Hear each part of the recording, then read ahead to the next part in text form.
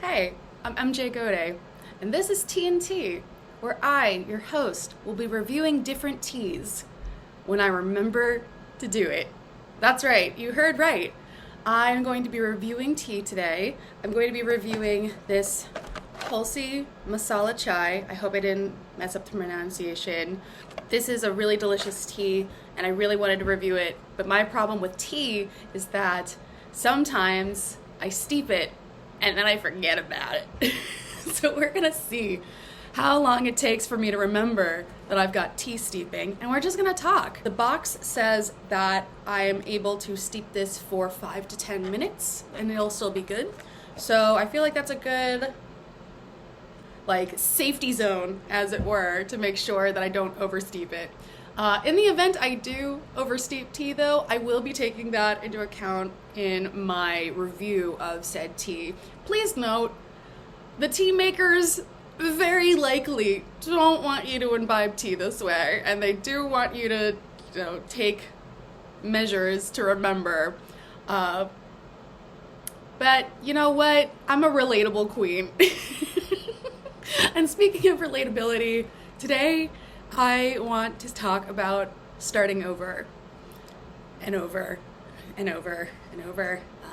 I say that because I have started over so many times in my life. If you're looking at this channel with just this video up, then this is a good indicator that you're seeing me start over right now. I think I've started over at least a handful of times in my 30 some odd years, and to count them, I was a Katrina kid, so Katrina refugee. I was one of those people that lost everything. We're good, we're Gucci, family's back in New Orleans. I'm currently in Chicago right now. That's how much starting over has worked for me. So, Katrina kid, and then went back to New Orleans, and after high school started over in Austin, Texas, to just break free, start fresh where nobody knew who I was, and it worked. And I was there for 4 years or so, and I moved so often. I think I moved maybe 6 times in 4 years, which is crazy. And sadly, that chapter of my life ended with both an eviction and also bed bugs, hilariously enough. Not hilarious at the time, very awful. However, we moved through it, but I count those times because I really just kind of either had to leave everything behind or just had to get rid of everything because I couldn't take it with me, really. So then I left Austin, moved back to New Orleans for a while, and basically started a new life. It was like hometown part 2 for me. It was I actually got to know New Orleans the way one should, which is as an adult. And that was delightful and awesome. But then I decided that maybe a year into the pandemic that I was I can't continue to stay in New Orleans if I want to do things that I want to do beyond these city limits. And so I left mostly everything behind save for my 2 cats and just packed them in the car with all of their things and moved us up to Chicago. And that was about 4 years ago now. And so that's 5 hard restarts. And I'm about to endeavor on a 6th one because it's February 1st as of right now that I'm recording this, 2025, and right now the plan is to once again check all this out and start over fresh in order to move to New York City. Because yes, we're gonna do the whole thing where the city where dreams are made of and stuff. That's kind of part of it, but also so many of my found family has landed in New York City, and I'm I'm almost there, you guys. I'll be there so soon. So soon. I love y'all. And so it's really exciting, honestly. It's not just exciting, it's terrifying. Yeah. The thing about starting over is there are obvious times where it's gonna be a necessity to do it, but I also recognize that this is so much of a privilege as well. The fact that I was able to move like in the middle of the throes of when people were still actively acknowledging the pandemic was kind of huge. Not many, I mean, I know a lot of people did it regardless because, again, necessity. But my need for it didn't come out of basic survival. My need for it came from a hunger to surpass my known limits. And I did. I really, really did. I mean, there was also, for all my Astro girlies, that was also like the throes of my Saturn return, as it was. And for those of you who don't know what a Saturn return is, my favorite example is like your birthday.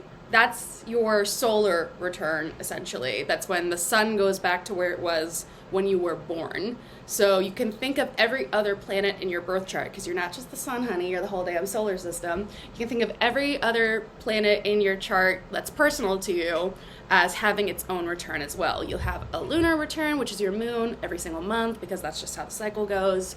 Mercury, depending on that, it's like at least once a year. And it just kind of just depends on the orbit. And because Saturn is the farthest planet that we can see with the naked eye at certain points, that's considered like the final big daddy of personal planet returns. And so that happens around 28, 29 years old.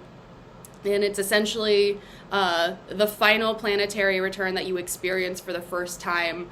And then once you get through that, you're officially like good to go. You're a full-fledged adult. And so for my other fellow Aquarian, Saturn and Aquarius, Saturn and Pisces people, congratulations, we did it. For my Saturn and Aries babies, you're up next pretty soon, and I'm wishing you the best. Let me know if you need any advice.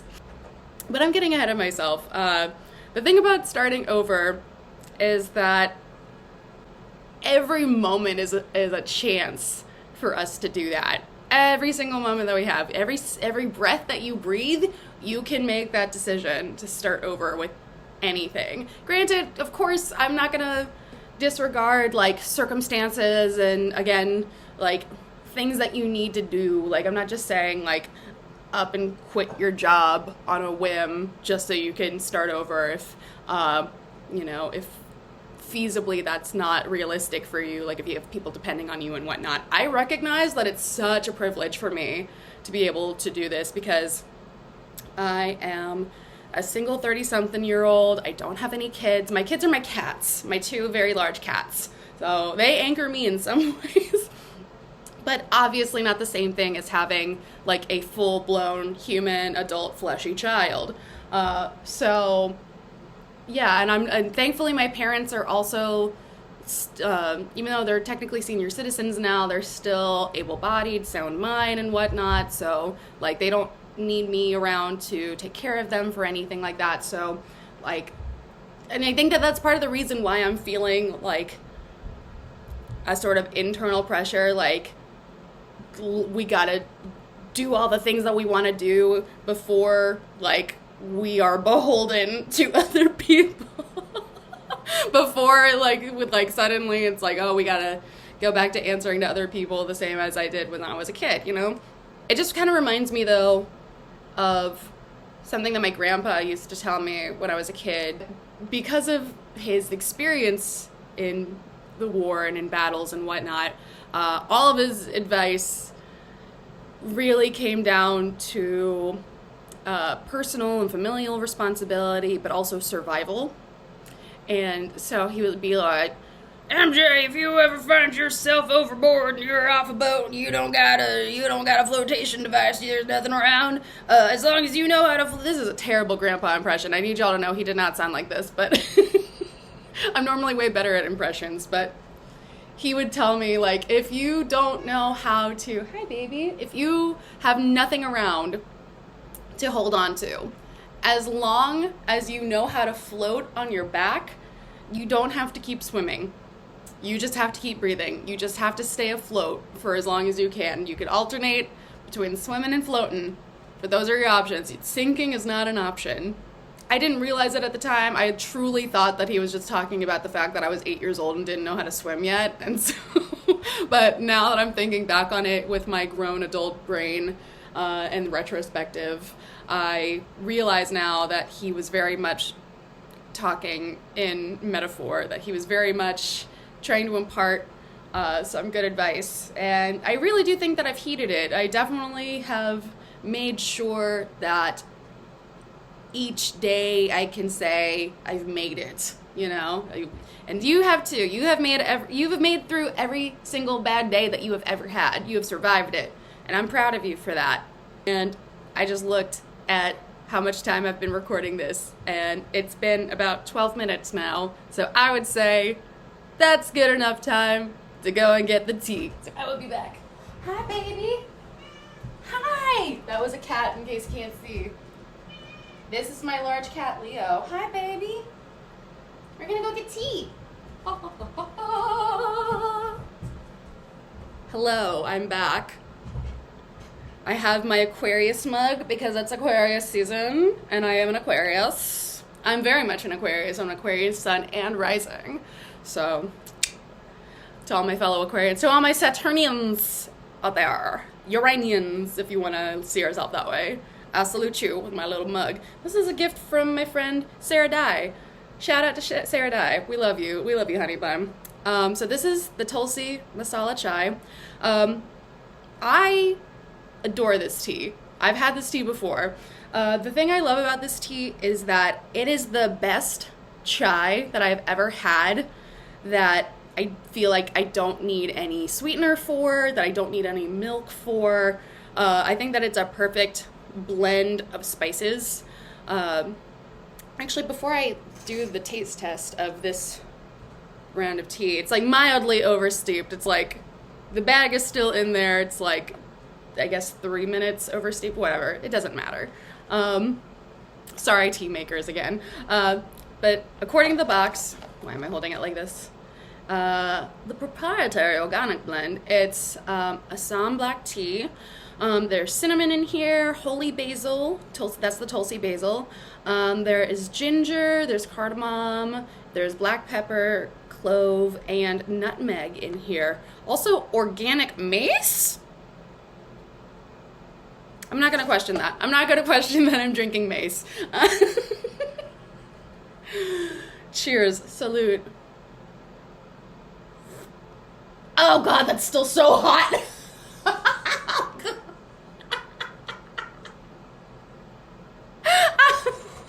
It's delicious.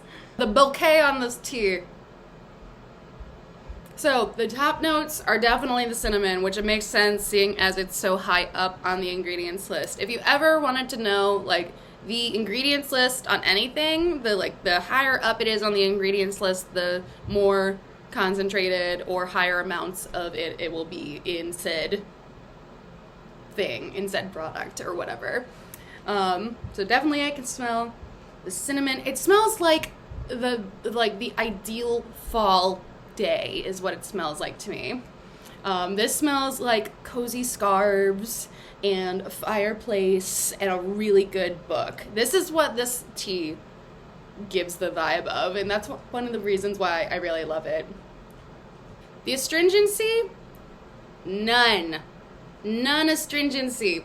This is, I think I got it kind of perfect. So astringency, it's both what I would consider to be a brightness, but also it's how much it's gonna dry out your friggin' mouth.